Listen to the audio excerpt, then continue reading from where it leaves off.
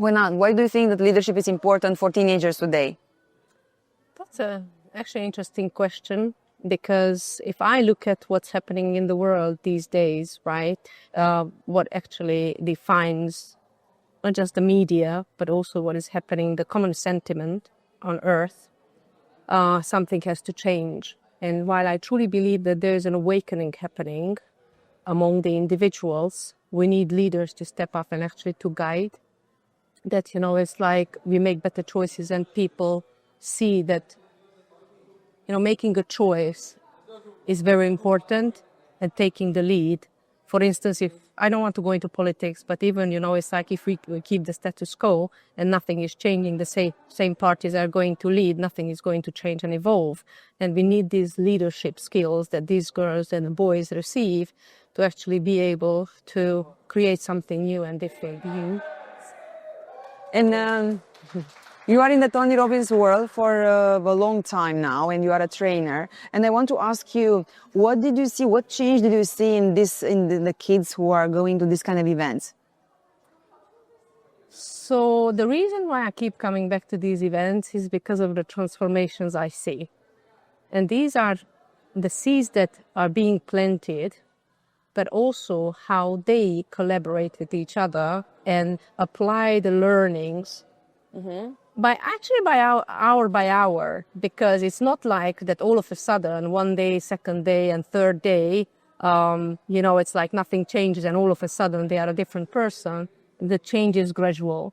And it is by taking the information, but it's not enough to actually conceptually understand. We need the application.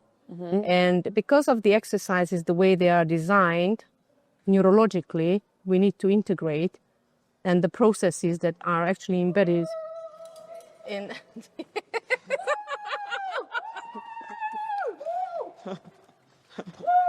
Okay, guys. Why do you think that these exercises are working? Like, why they are powerful? Because a lot of people are asking, but I can go to a psychologist, or I can read the book. Why to come to such a summit? So the way I look at it is that different people they need different things. So it's not all size fits all. But the way it's built up and the immersiveness of these events is that, maybe one person, one child doesn't resonate with one thing. But, that's why you have different speakers coming in and they are sharing different perspective. And sometimes the penny doesn't drop in one event or one seminar, but something clicks in the other. And then you see the transformation and it's like the breakthroughs, as we call in the Tony word. It's like the aha moments where it says, oh my goodness, now I understand my behavior, why I show up like this every day, why I'm stressing so much. And if I carry on like this, nothing is going to change in my life. True. But also the neuroscience behind it, right? That actually is like all the mastery. Right? Everything starts first intellectually. The second phase is the emotional. We need to attach emotion to it. And the third phase, the physical, when you become it. So you get the information here. You get also the emotion and the motion, right? But also you have the application. You get it into your body and you condition it. And it's easier for them to access it if it's anchored properly. What transformation did you see in your kids? Because you had a team of kids, of teenagers at Star Summit. So what did you see in the first day? What you are seeing now in the third day? I think the most important shift I see is they build a trust inside themselves, and then they can trust the others even more. The first day, they are more scared about opening up and being vulnerable because they only look at, I don't want to be judged.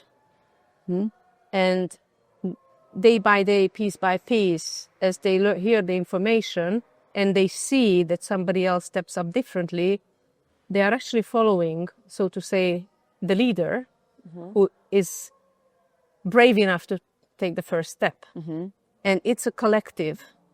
And we say that, it's like, what, we also learned here that energy doesn't get destroyed, it just gets transformed. The stress transforms into something else. The anger and the contained energy, it actually comes to the surface and they unleash something which we don't need to, it's like verbalize what it is, but they tap into something they have deep inside sitting and sleeping, and they awaken it. So reaching their full potential. Yeah, it's just like, but the shift is not like, it's incremental. It's like compounding. You put into the bank account, then it compounds. And I think that, it's like, that's why the immersion is key, that you build on each other. And it's like, it's like maybe the first shift is not even visible. Maybe the second shift is not visible. And all the changes that are happening step by step, and all of a sudden you see a different person or something, coming out of the shell. And I just really I love seeing this. And that's what actually brings me back. And also understanding that my role here is not to be their mom. It's not to be the teacher.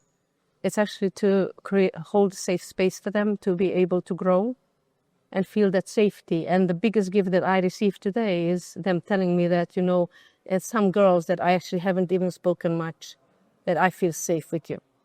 Wow. And, it's like, I don't want any bigger compliment than this. So this is the biggest compliment I can receive. True. Yeah. I saw that you cared a lot about your group, and you all the time you stay there with them and you cheer them up, and you... It's not just them, actually, my group. Of course, I want them to win. But I always look at it at every event that I'm not here for just one kid.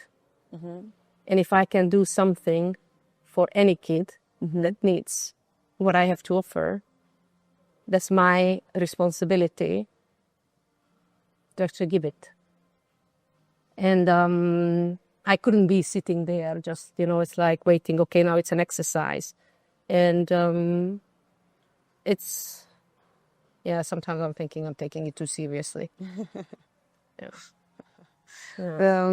Thank you very much for all the information, Hajnal. You're welcome. My pleasure. Yeah.